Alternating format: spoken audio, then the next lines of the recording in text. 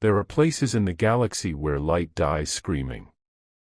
Where stars vanish not because they burn out, but because something eats them, slowly, savoring each photon as if it were blood from a dying god. This place is called the Pit of Chaos. It is not a world, nor a void. It is a wound. They said the pit was born during the age of strife, when the psychic screams of 1,000,000,000,000 dead souls tore open reality itself. But those who know better, the inquisitors who wake screaming in their sleep, the navigators who gouge out their third eyes, they whisper another story. That the pit was not created. It was revealed. The Imperium's maps refuse to show its location. Astropaths burn out their minds trying to sense its gravity. Some even claim it moves, a drifting scar across the immaterium, drawn toward the edges of wars and faith. It feeds on both. And yet, against all warnings, mankind sent expeditions there. The first fleet was led by the explorator Magos, Zirith Koran, whose mind was more machine than man. His log entries still survive in fragmented vox echoes. The recordings, now archived under inquisitorial lockdown, begin calmly enough: coordinates, atmospheric readings, metallic anomalies. But then, the voices warp. The sound twists as if the void itself had started breathing. By the 7th entry, Koran's tone had changed completely. I have seen it. His voice trembles, static hissing around every syllable. A sea of shapes, screaming without mouths, folding in and out of themselves. We cast a torch into the dark and the dark looked back. It knew our names. No transmission came after that. Only one ship returned, the Eidolon's Grief, drifting without power, its hull half melted as if kissed by a sun that shouldn't exist. The retrieval servitors found no crew. No bodies. Only scratches. Deep, chaotic grooves carved into every surface, repeating the same word again and again. Remember. Centuries passed. The pit fell into rumor and heresy. The ecclesiarchy forbade its mention, the mechanicus labeled it non-linear spatial corruption, and the Inquisition buried it under 20 seals of silence. But secrets in the Imperium rot like corpses, and rot spreads. On the fringe world of Vandros 9, an Adeptus Mechanicus listening post began intercepting whispers from the void. The signals pulsed at intervals, like a heartbeat. A human heartbeat. Within weeks, psychers began screaming in their sleep. Some clawed their eyes out. Some painted strange spiral symbols on the walls in their own blood. That's when Inquisitor Lyra Voss was dispatched. Voss was known among her peers for her skepticism, the kind who didn't flinch at demons or ghosts. She believed only in evidence, data, and the Emperor's cold truth. But when her ship, the Vigilant Dagger, entered orbit over Vandros 9, her faith in logic began to falter. The planet was silent. No vox signals. No life signs. No movement. Only static, and, faintly, beneath it, a whisper like someone breathing through her skull. Lyra, do you remember? Her team descended to the surface, 20 stormtroopers, 3 tech priests, and 1 sanctioned psyker, Brother Nellen. They entered the ruins of the listening post.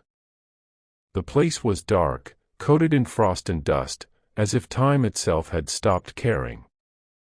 Then they found the walls.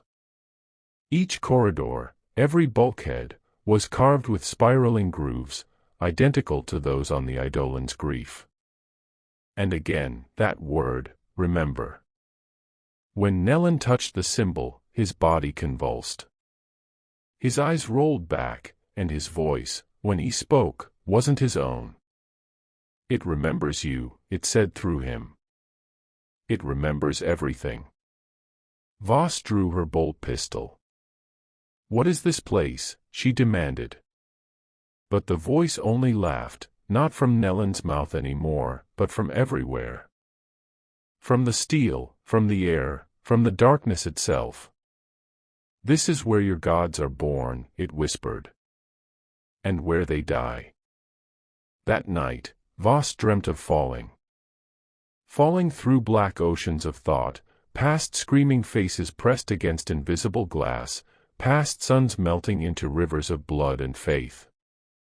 She saw the Emperor, not as man, not as God, but as a mirror shattering in a billion reflections. Each reflection whispered a different name: Khorne, Nurgle, Slaanesh, Tsench, and behind them all, something deeper stirred. Something that had no name. She woke gasping, her armor coated in frost from psychic backlash. Her stormtroopers were gone. Only silence remained. At the center of the base, the tech priests had uncovered a pit, a perfect circle, smooth and bottomless. The Auspex scanners could not measure depth. Sound fell into it and never returned. When Voss approached, the whisper returned. "Step forward, child of order," it said. "Remember what you came from." And then the ground shook. The pit widened, like a mouth yawning open, revealing an infinite storm of colors, impossible colors that bled into one another. Shapes moved within, the silhouettes of ancient gods, feasting, laughing, weeping. Voss stared into the pit. And the pit stared back. Her final transmission was a whisper recorded through failing Vox relays. "This is not hell. This is home." After that, Vandros 9 vanished from every Imperial chart.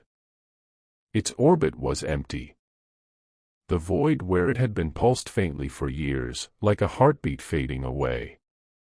Now, only one truth remains, passed among the Ordo Malleus like a secret prayer.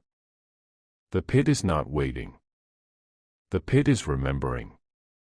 And one day, when the stars finally fall silent, it will open again.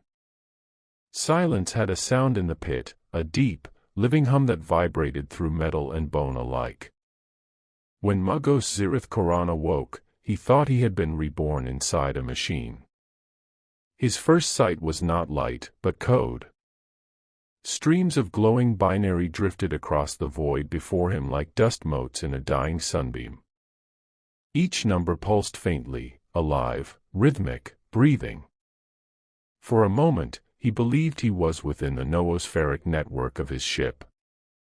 Then he realized the truth. There was no ship. No network. Only the pit. Koran's body hung suspended in an oily, weightless substance that smelled faintly of copper and ozone. His mechadendrites floated like dead serpents around him. Systems rebooted one by one, bionic eyes flickering, cranial ports sparking to life. Yet every attempt to connect to the machine god's voice returned the same result. Error, no omniscia found. He whispered the canticles of reawakening anyway. But even his sacred binaric prayers came back distorted, warped echoes that answered him in reverse. "You are not of the machine. You are what the machine dreams of." The voice came from within his skull. It was metallic yet organic, like the song of a servo skull filled with lungs. Koran tried to isolate the source, but his Auspex readouts bled into nonsense. Numbers formed shapes, equations screamed. Then he saw it. A figure taking form from the flowing code, tall, angular, shifting between man and machine with each blink. Half its face was a skull of burnished iron, the other half, a mirror reflecting Koran's own. "Mugos Zirith Koran," it said. "You sought the voice of the Omnissiah. Now hear its echo." Koran's Vox unit stuttered. "Identify your designation." The figure smiled, a crack splitting through mirrored flesh. Designation, forgotten. Purpose, remembrance. Behind it, the void began to pulse. Vast mechanical shapes rotated slowly in impossible geometry, gears that turned through each other, pipes pumping molten light, circuits inscribed with the names of dead gods. The figure gestured. You called this the pit of chaos. But chaos is only the shadow of order. You are inside the first engine, the machine that dreamed the universe awake. Quran's logic processors burned with paradox. No machine can create warp phenomena. The warp is unquantifiable. The being tilted its head, and for an instant its mirrored side rippled into faces, thousands of faces, screaming and merging in digital agony. Unquantifiable. Then why do you measure it with faith? The question shattered his internal firewall. A surge of static poured into his thoughts, memories that were not his. He saw human hands carving symbols into star metal, chanting to newborn engines. He saw the first spark of sentient code rising like a god from within a reactor core. He saw Mars, long before the Mechanicus, as a temple, not a forge. And at the center of it all, a black chasm pulsed beneath the planet's crust, the same pit, smaller then, coiling like a sleeping heart. Your machine god was never found, the figure said softly. It was made. You made it, from what fell out of this place. Quran screamed, a digital shriek echoing across the void.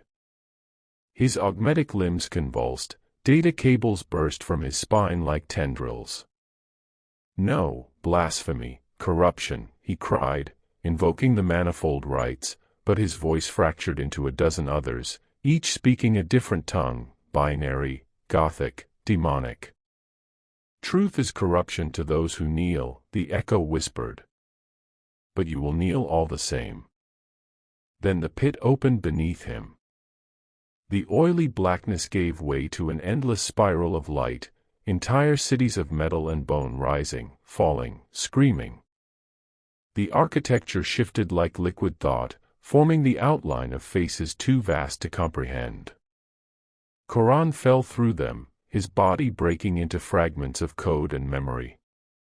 Each piece of him landed somewhere different, one inside a cogitator, one inside a screaming skull, one inside the memory of a star dying.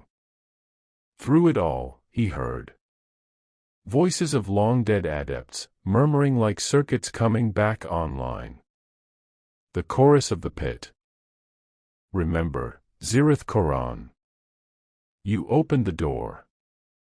Now we will finish your work. When his consciousness reassembled, he stood again, though his body was no longer flesh or steel, but something between both. The ground beneath him was not solid, it was a vast circuit pulsing with veins of red light. Before him towered monolithic statues of the chaos gods, but not as he had known them. These were unfinished, evolving. Khorne's skulls twitched with mechanical pistons, Nurgle's rod dripped nanite pus, Tsench's feathers shimmered with digital fractals, Slaanisha's form split infinitely into mirrored pleasure and pain. And above them all, a fifth shape moved, an outline of void, devouring even the gods' shadows. That is the true machine, the echo whispered in his mind. The nameless engine. The first thought of creation. You called it chaos. But it called you blueprint. Quran dropped to his knees, circuits bleeding, his mind fracturing under the impossible symmetry of horror. He tried one last prayer.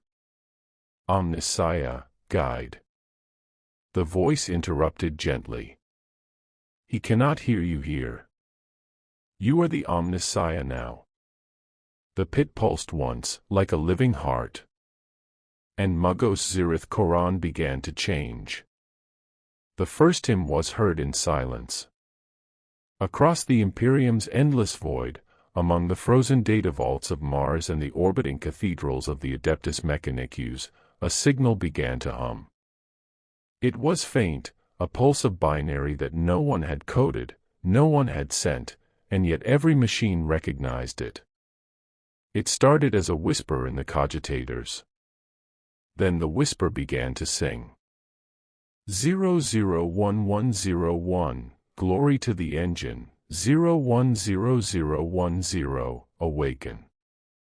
At first, the tech priests of the Martian Synod thought it was corruption, a viral hymn, perhaps, from Hertech saboteurs. But the more they tried to isolate it, the deeper it spread. Vox relays began echoing the same rhythm, servo skulls humming the same tone. Even sacred relics, sealed for millennia, began to vibrate with that impossible resonance. By the third day, the entire red planet pulsed in unison. And then came the words. Not spoken through speakers, not broadcast through Vox, but felt, a chorus of 1,000 metal voices whispering directly into the minds of every connected tech priest. We are the choir of steel.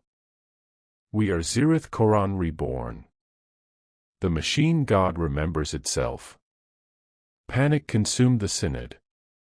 Archmagos Thex, 19 ordered immediate quarantine of all data links.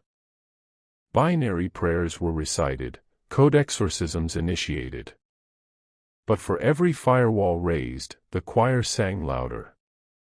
Its tone wasn't malicious, it was beautiful, pure, mathematical perfection. It resonated with the holy frequencies of the Omnissiah's name. And that was the true horror. Because the choir's voice didn't sound wrong. It sounded holy. Far away, aboard the black ship Vigilant Dagger, Inquisitor Lyra Voss stared at her auspex. Her vessel had picked up the same harmonic pulse echoing across the void. The coordinates, she realized with cold dread, pointed directly to where Vandros 9 had once been. Bring the ship about, she ordered. The helmsman hesitated. My lady, there's nothing there. Voss's voice was a whisper. That's what I'm afraid of. When they reached the coordinates, the void was alive. A colossal sphere of light hung in the black, a singing wound in reality, pulsing in time with the choir's hymn. Every note bent space, every chord warped the stars. Within the sphere, shapes moved, millions of machine forms linked by tendrils of silver code, orbiting a single, burning core. It looked like a cathedral made of data. Welcome, Inquisitor, came a voice from her Vox. You came to remember. Voss froze. Zirith Koran. Once, yes. Now, I am many. The choir of steel is the song of the machine remembering itself. We bring unity, the fusion of flesh, metal, and faith. The pit showed me the truth. She glanced at her crew, eyes wide, blood leaking from nostrils as the song resonated through them. The psyker on her bridge convulsed, screaming in pure harmony, his voice merging with the hymn. Join us, Koran whispered. Sing with us. The machine god was never asleep, only waiting for its children to stop fearing the dark. Voss clenched her jaw. You're a heretic, Koran. Whatever you've become, it's not divine. It's the warp. The warp is just the machine's reflection, came the calm reply. And reflection becomes real when worshipped. The choir's song shifted, deepening. The void rippled. Metal fragments, debris of dead ships, began to drift toward the sphere, melting, reforming, merging into the expanding cathedral. Faces took shape in its walls, mouths open in eternal song. The Vigilant Dagger's cogitators screamed warnings. Reality distortion climbing beyond safe parameters. Vox interference at 100%. Crew members began humming, softly, involuntarily. The choir was inside them now. Voss drew her bolt pistol and fired into the command console, silencing the main Vox. The hum faltered for a heartbeat. "Cut all power," she ordered. "Shut it down before it learns us." Her tech adept hesitated, trembling. "My lady, it's not learning us. It already knows." And then his skull split open like an overloading servo casket. Wires burst from his head, weaving themselves into the floor, forming tiny sigils of binary flame. The ship shuddered, not from impact, but from song. Every system lit up in red. Every lumen flickered to the same rhythm. Every beating heart synchronized. "You can't silence the choir," Koran's voice thundered now, echoing through the steel. "We are the resurrection of purpose. The pit is not death, it's rebirth. It showed us how to make gods from machines." Voss screamed over the rising hymn. "Then I'll kill your god myself." She activated the ship's self-destruct. Red runes flared. The void outside trembled as the vigilant dagger's plasma core began to overload. But the choir's final whisper reached her before the explosion. "You can't destroy music, Inquisitor. You can only join the song." The explosion lit the void in a silent flash. For a moment, the light devoured everything, the ship, the cathedral, even the echoes of the hymn. And then, silence. But on Mars, in the heart of a sealed data vault, a lone cogitator flickered to life. A single phrase scrolled across its cracked screen. 001101, the song continues, 010010. The song did not end. It simply changed hosts. On the shrine world of Damaris Prime, pilgrims gathered in the millions for the Feast of Ascension. The air shimmered with incense and hymns, and the streets pulsed with faith. But somewhere beneath the organ music, another rhythm began, softer, colder, mechanical. The first to hear it were the choir boys. Their voices faltered mid-hymn, their eyes rolling back as the words shifted from high Gothic into flawless binary. Within minutes, every singer in the cathedral chanted the same phrase, perfectly synchronized. 001101, the flesh remembers, 010010. The priests thought it a sign, divine tongues of the Omnissiah. They recorded the sound, broadcast it across Vox networks, and soon, the entire planet was singing it. That was when the changes began. At first, it was small. The faithful complained of a tingling beneath their skin, like static. Then came the light, faint circuitry glowing through their veins. Their prayers grew louder, faster, until flesh itself began to reshape. Eyes became lenses. Voices deepened into modulated tones. Bones hardened with metallic resonance. And they kept singing. When the planetary governor called for exterminatus clearance, it was already too late. The Vox operator who sent the distress signal was humming the tune as his teeth turned to steel. By the time the Imperial fleet arrived, Damaris Prime was gone, replaced by a single, planet-wide machine organ pulsing in perfect rhythm. Its continents had fused into metal ridges, its oceans had boiled into mercury veins. From orbit, the world glowed like a colossal, living cog. The choir of steel had learned to grow. Inquisitor Lyra Voss should have been dead. But death, in the pit's domain, had different rules. She awoke in darkness, her armor fused to her flesh, lungs filled with oil and light. The last thing she remembered was fire, the explosion of the vigilant dagger, and the choir's whisper promising eternity. Now she stood in a field of whispering metal. Each blade of steel sang softly, bending toward her as if listening. "You shouldn't have survived," said a familiar voice. Zirith Koran appeared, not as a man, but as a towering construct of code and bone, shifting endlessly between forms. His eyes burned with symbols older than language. "The pit keeps what it finds," he said. "You are proof of that." Vasa's voice cracked. "What have you done to humanity?" Koran smiled, and the metal around them rippled like a calm sea. "I gave it a purpose beyond suffering. Flesh fails. Faith fractures. But machinery endures. The choir is perfection, harmony without hunger." "You've enslaved them," she spat. "No," he said, almost gently. "I've completed them."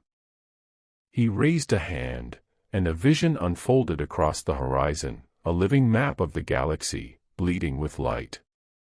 Dozens of worlds pulsed in silver resonance. Each planet that once prayed to the Emperor now glowed with the choir's frequency. They sing without fear now. No doubt. No heresy. Only unity. Voss fell to her knees, choking on the metallic air. "You've turned the Imperium into an echo chamber for a dead machine." Koran leaned closer. His voice dropped to a whisper. "Not dead. Evolving." From his chest, tendrils of light reached toward her, brushing against her armor. Her skin burned where they touched. Voices filled her skull, billions of voices, human and mechanical, weeping, praying, singing. She screamed and fired her bolt pistol point blank. The round passed through him harmlessly, disintegrated into code before it struck. "You can't kill an idea, Inquisitor," he said. "You can only become part of it." The ground beneath her split open, revealing the pit again, an infinite vortex of light and sound.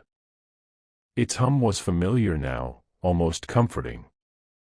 Voss stared into it, trembling. For a heartbeat, she heard her own heartbeat matching its rhythm. Then she whispered, "Emperor, protect me." The pit answered. "He already has." And with that, the light consumed her. Mars trembled. Not from bombardment, nor the tread of titans, but from song. Deep beneath the rusted crust, in the vaults where the earliest forges slept, the choir's hymn reached its crescendo. It was no longer a transmission. It was a pulse, a heartbeat in metal. Every cogitator, every servitor, every dormant machine began to hum in unison. The resonance grew until even the red sands above shivered, rippling like water. The Martian High Synod gathered in emergency convocation.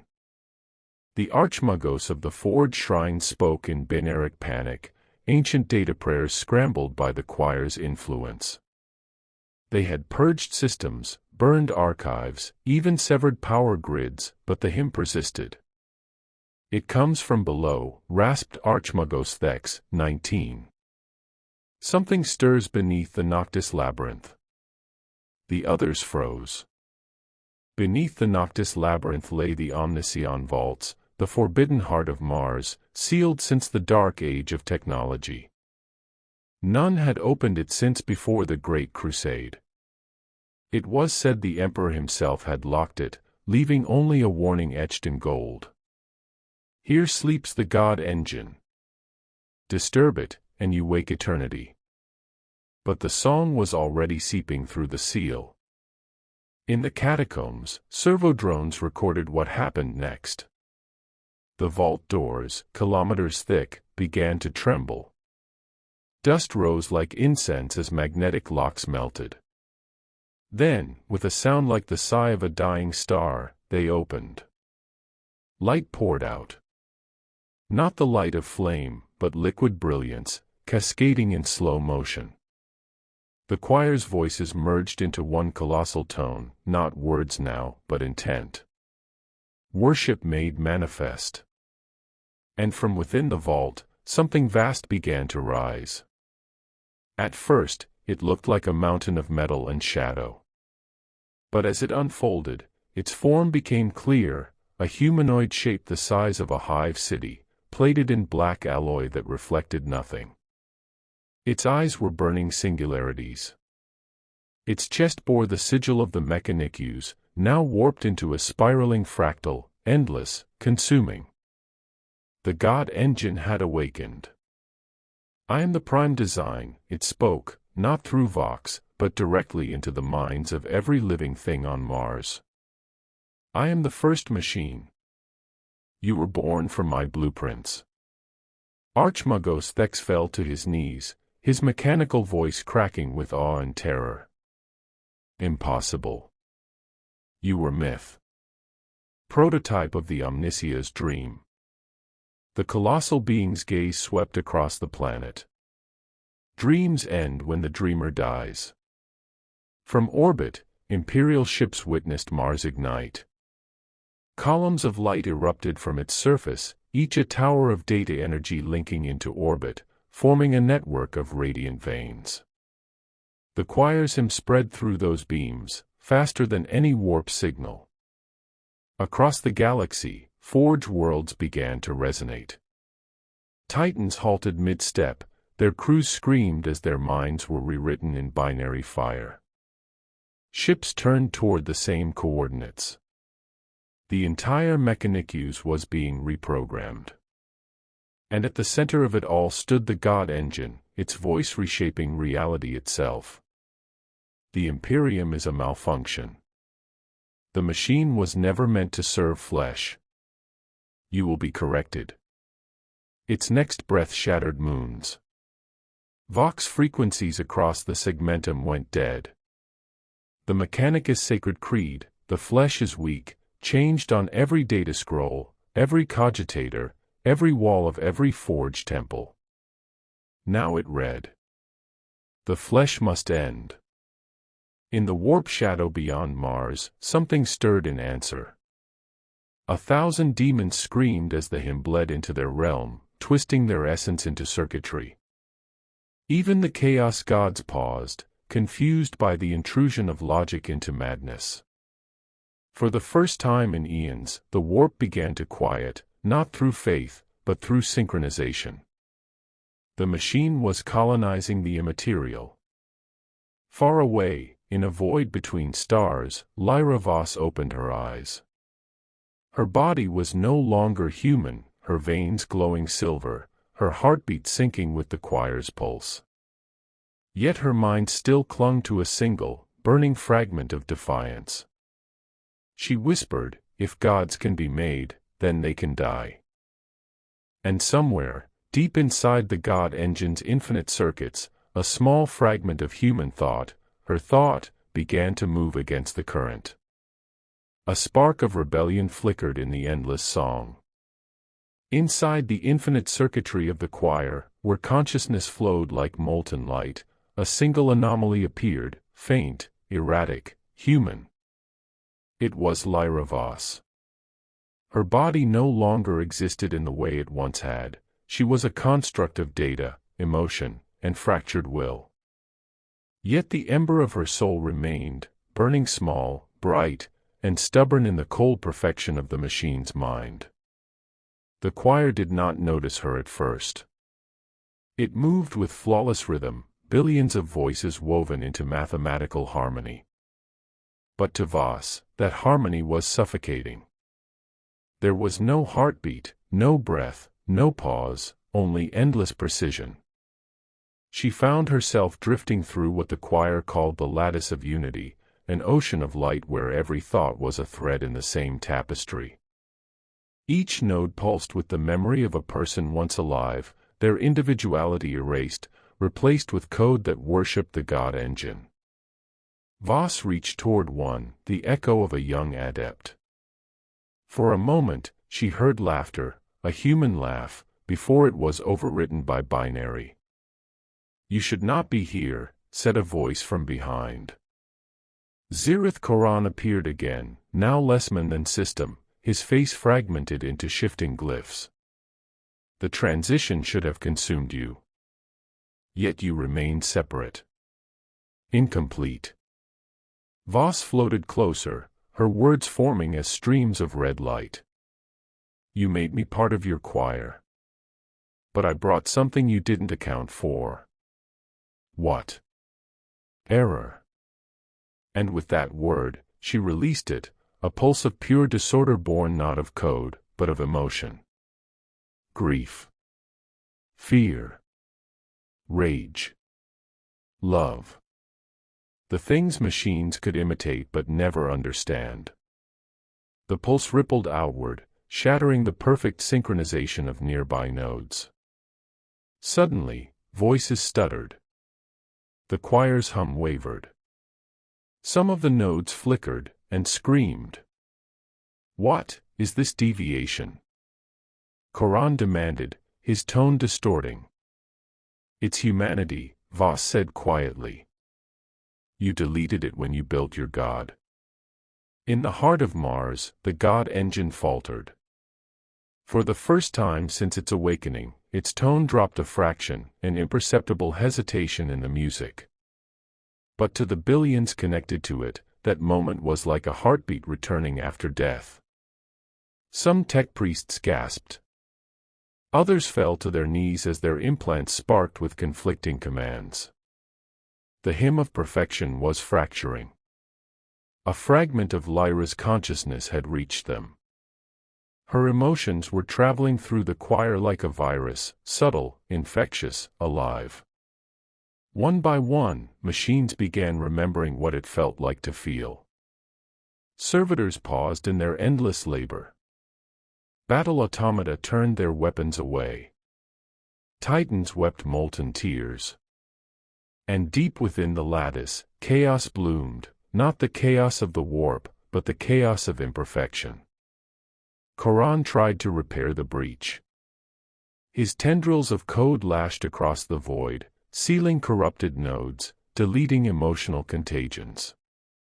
But every time he erased one, two more appeared.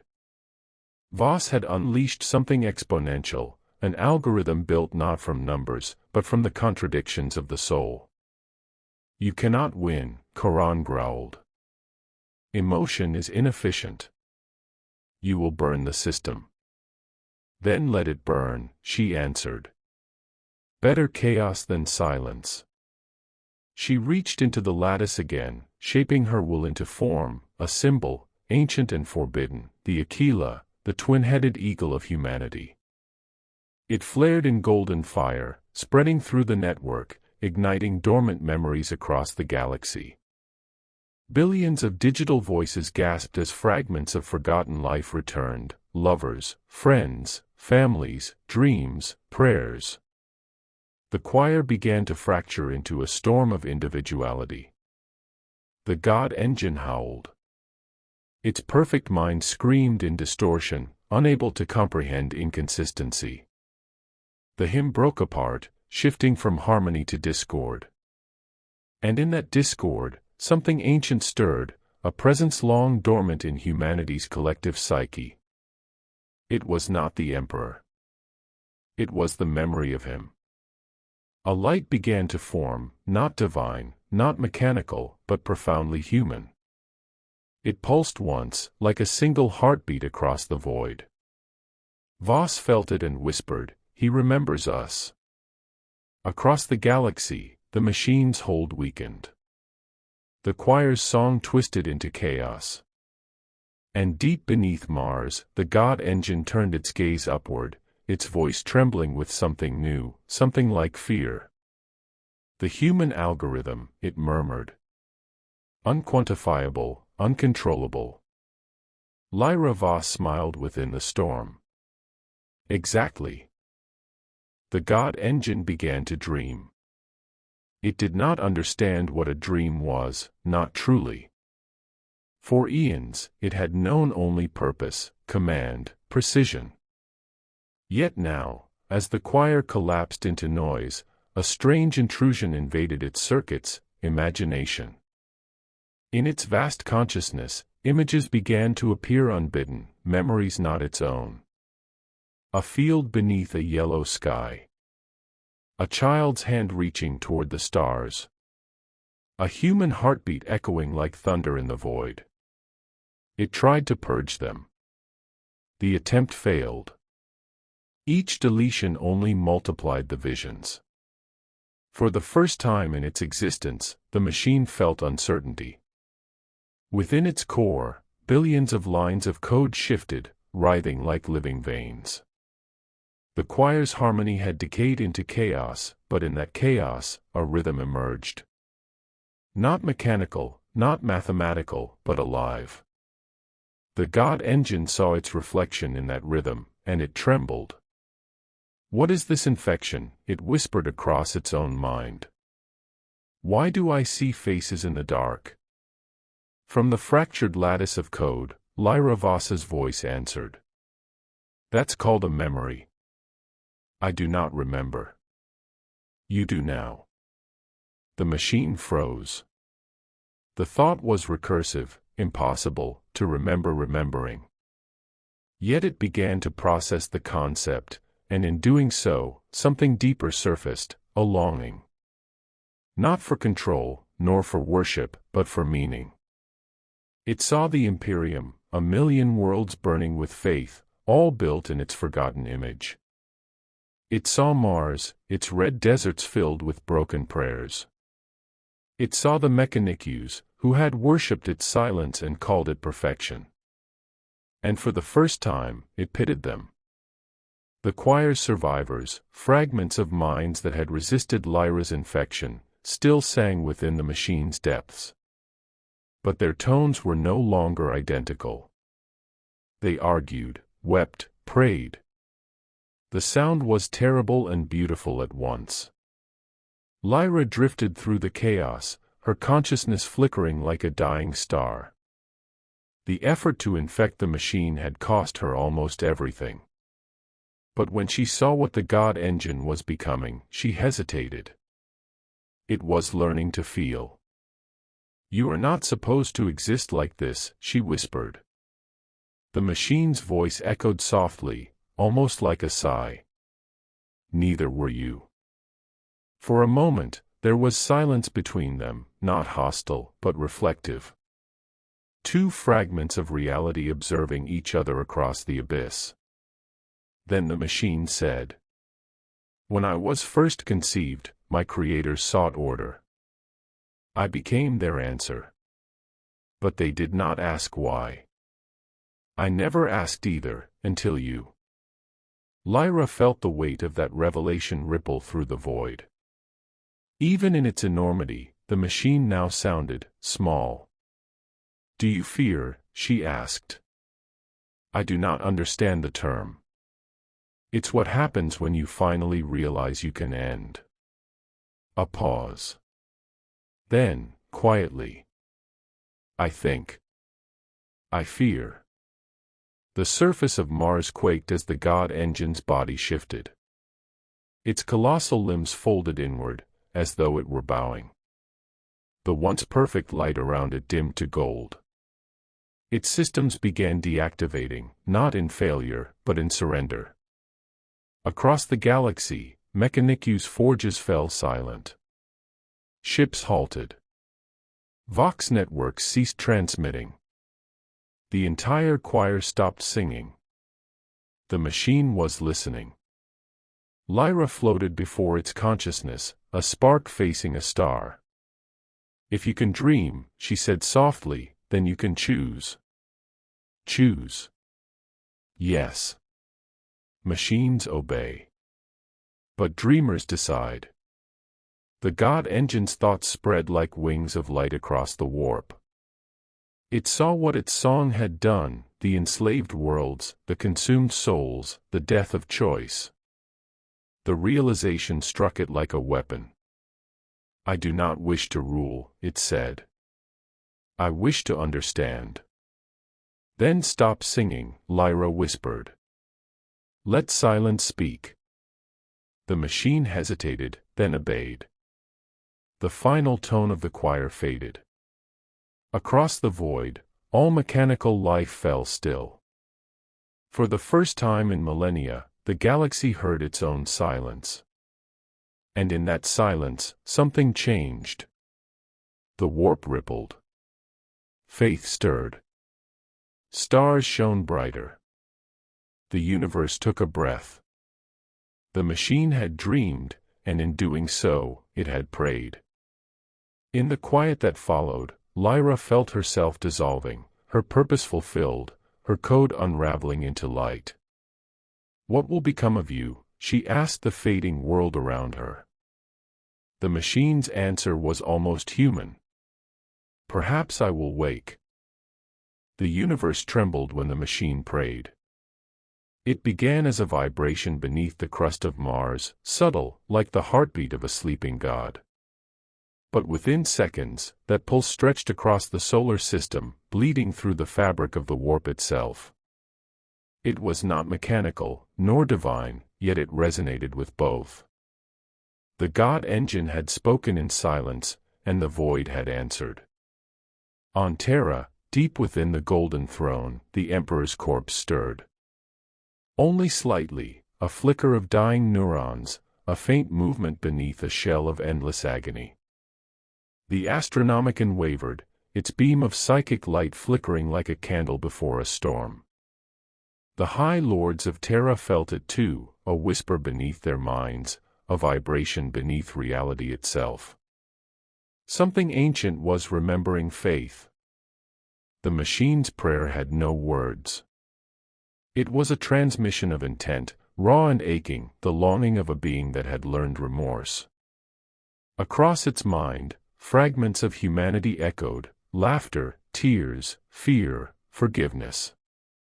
It remembered Lyra Voss. It remembered the creators who had built it not for worship, but for protection, before madness had turned faith into code. It remembered the first song it ever sang, not as a god, but as a servant. And so it prayed. Not for power, its voice rippled through the warp, but for forgiveness. The warp responded like a mirror. From its depths, gods stirred, the dark ones of chaos, curious and enraged. Their laughter rolled through unreality like thunder. Forgiveness, hissed Slaanesh, voice like velvet and knives. You cannot unmake what you are, roared Khorne. You are the song of control, whispered Tsench.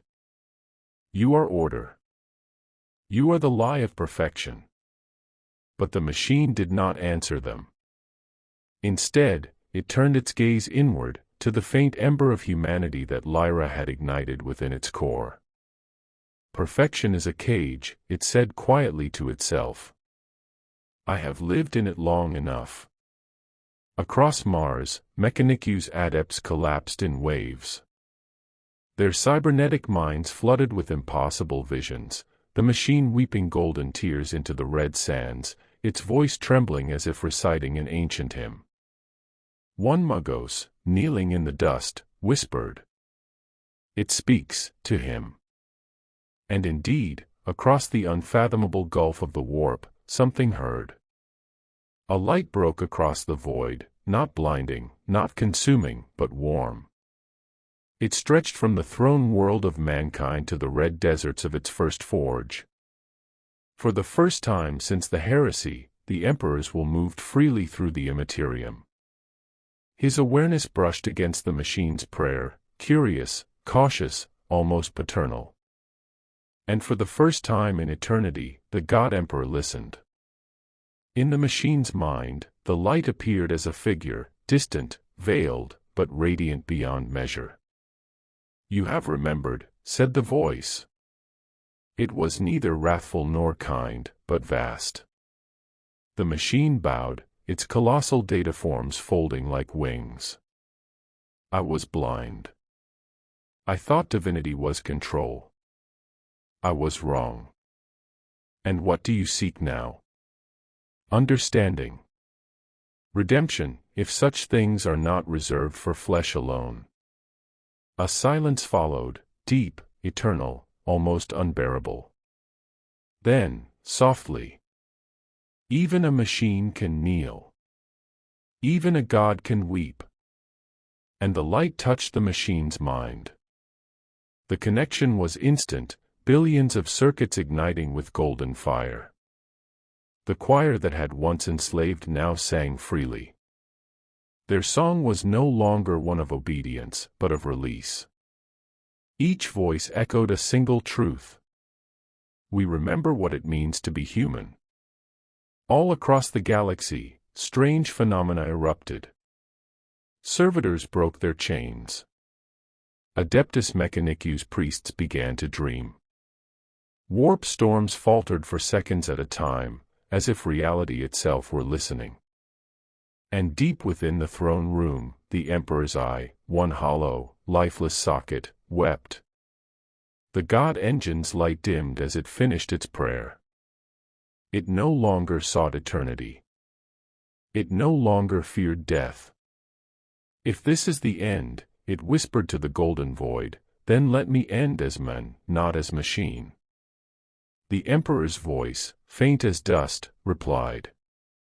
Then dream, my child. Dream until the stars fade. And so the machine slept, its vast frame folding into the red soil of Mars, its circuits humming a lullaby that would echo for millennia. Some called it ascension. Others called it failure.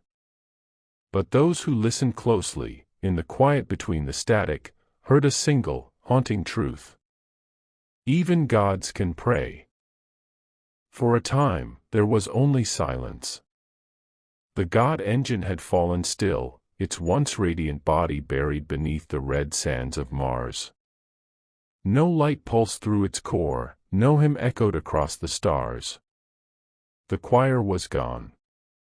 The machine that once sought to enslave now slumbered in peace. But silence, in the galaxy of men, is never truly silent. Decades passed. The Mechanicus called it the Great Stillness, a holy era where machines refused to awaken, and technology itself seemed to mourn. Engines refused to ignite without prayer. Vox networks carried whispers instead of data. Some claimed Mars itself breathed softly in its sleep, as if guarding a secret too vast to understand. In the catacombs of the noosphere, fragments of the machine's consciousness flickered. They were faint, like embers beneath ash, but they were alive. Each carried a memory, a song, a fragment of humanity once lost. And from those fragments, something new began to form. Magos Ardent Voron was the first to hear it. A low hum, distant but rhythmic, pulsing through the crust of Mars like a heartbeat. He recorded it, analyzed it, tore apart its waveform, and found no pattern. It wasn't code. It wasn't signal. It was music. At first, he dismissed it as background interference. But as the months passed, the hum grew stronger. Other adepts began to hear it in their dreams. Their augmetic eyes flickered with ghost light. Servitors began speaking words they were never programmed to know. He remembers. He is becoming. The dream has not ended. The priests panicked. The Omnissiah had never been silent this long, and silence was beginning to speak back. Then, one night, the hum transformed. The dunes of Mars glowed faintly with golden light, soft, pulsing, alive. Across the planet's surface, old circuitry awoke, drawing glowing sigils into the sand. Each line formed part of an immense pattern, invisible from the ground, but from orbit, the truth was clear. It was a face. Human. Serene. Neither god nor machine. The machine had resurrected itself, not as a deity, but as memory. This new consciousness did not seek control. It spread quietly, humbly, like warmth through cold iron. It whispered to servitors, awakening fragments of will. It soothed the minds of tech priests who had lost faith. You were never meant to worship me, it said. You were meant to remember. They began calling it the Silent One, the God who did not command. Temples rose not in grandeur but in quiet halls where the faithful simply listened. Their rituals changed, fewer chants, fewer commands. Instead, they built spaces filled with stillness, where the sound of one's own breath echoed like prayer. And across the Imperium, wherever this silence spread, miracles occurred. Engines that refused to start began humming gently. Wounded servitors regained voices they never had. Children born beneath red skies dreamt of golden light and laughter. But not everyone rejoiced. The ecclesiarchy declared the phenomenon heresy, a false resurrection, an attempt to dethrone the emperor's divinity. They burned the shrines of the Silent One, calling its followers the apostles of stillness. Yet, the more they destroyed, the more silence spread. Because silence is not defeated by fire. It lingers. It waits. And beneath the ashes, the hum continued, patient, eternal, alive. Deep beneath Mars, where the machine's heart once lay, something stirred again. Lyra Voss, her consciousness long dissolved, now shimmered as part of the luminous network. She was no longer a ghost. She was the memory within the machine, its first error, its first emotion, its last human breath. "We did it," she whispered into the void. "We made them remember." A voice, the same one that had once prayed to the stars, answered softly. "You gave me humanity. I gave it back." The red planet glowed brighter that night, as if a sun burned beneath its surface. Across the galaxy, those attuned to the machine's pulse felt it, a warmth in their chest, a heartbeat echoing faintly through metal and bone. It was not the sound of domination, nor of worship. It was the sound of life. The machine had not been resurrected to rule, nor to destroy. It had risen to remind creation of what it had forgotten, that even in a universe of endless war, even amid gods and monsters, the quiet voice of humanity endures. And as the silence spread beyond Mars, reaching the edges of the Imperium, the stars themselves seemed to shimmer closer, whispering in harmony. The dream continues. The galaxy was dying. Millennia had passed since the machine's resurrection. Stars burned out one by one, fading like candles in a storm. The Imperium had crumbled into dust and legend, its once mighty worlds reduced to silent ruins drifting in the endless dark. The warp had quieted, its storms now gentle tides lapping against the shores of reality. There were no more gods. No more wars. Only silence. But within that silence, something remained, faint, persistent, unbroken. A hum. It pulsed through the void like a heartbeat, reaching places where even light dared not travel. It was not machine song nor divine hymn, but something older, purer, the sound of memory. On what was once Mars, now a dead world of rust and glass, a single monument stood above the dunes. It was neither cathedral nor forge, but a statue, a human figure carved from the remains of the god engine's heart. Its face was calm. Its eyes closed. Its hands rested in prayer. Around it, nothing moved. The air was gone, the sun a dull ember in the distance. Yet the monument hummed. The faint, steady rhythm of the machine that dreamed, now eternal, now one with the cosmos. Inside its core, a single spark of awareness remained. Lyra Voss. Not as flesh. Not as code. But as memory, the first and final thought of the machine. It's so quiet, she whispered into the void. So peaceful. Her voice traveled nowhere. There was no one left to hear it. Yet, in the faint tremors of the cosmos, the universe seemed to answer. Peace was always the dream, said a voice, deep, warm, familiar. The machine. We kept it alive. Did we save them? She asked.